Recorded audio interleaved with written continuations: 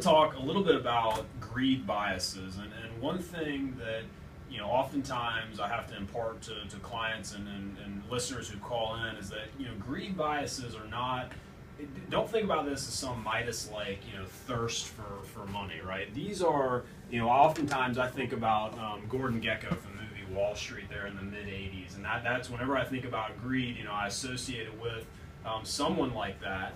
And often use him as an analogy, but really when it comes down to it, anyone that's making investing decisions, trading decisions, just any type of decisions about their finances, you're going to have there's going to be some effect of these greed biases on your decision making. The first one that I usually talk about is something called the house money effect, and what that really boils down to is if let's say you have a brokerage account and you buy a stock, you get a tip from somebody, or you're watching the financial media or reading through some financial journalist pieces, and you come up with an idea to make a trade.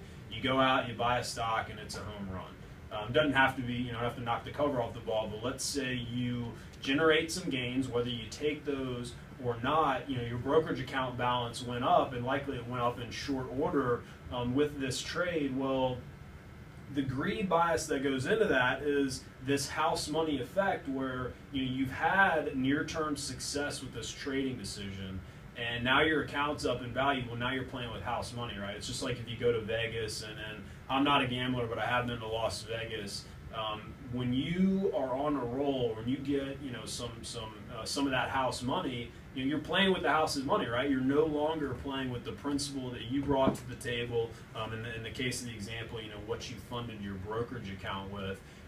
What that ultimately leads people to do is start taking more risks than they set out to. So, in the context of what we do for a living, and from the investment management perspective of our day job as investment advisors, we have to be very objective when it comes to a client's level of risk tolerance, and we have to stick to that despite however their portfolios perform. So it makes a lot of sense for our listeners to be cognizant of that bias as well, because that's one of the ones where you can really get hurt. And to take it back to the example of the brokerage account, let's say you knock the cover off the ball with a couple securities transactions, some stock trades, and then you start taking on unnecessary risk. Well, obviously those trades can go against you.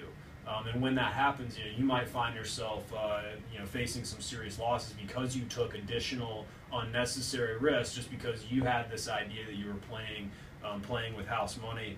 Another one I'll talk about is the illusion of control, and that is the best example of this is if you're playing the lottery. You think that you've got this number system down, or maybe you're betting on horses, whatever the case may be.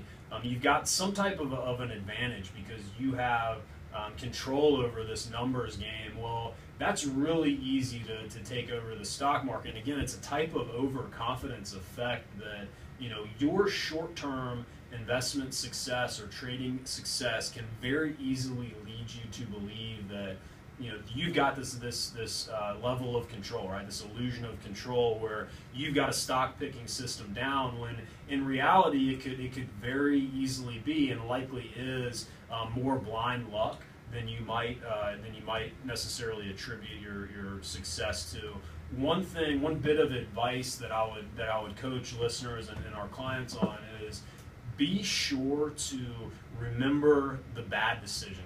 Whenever you have a great trade, you make a lot of money on something, think back to some of those losers you bought, and maybe you're still holding on to them. Kenny talked a little bit about loss aversion and holding on to losers for too long. Well, think about that when you go to monetize a gain on a stock trade that has gone in your favor.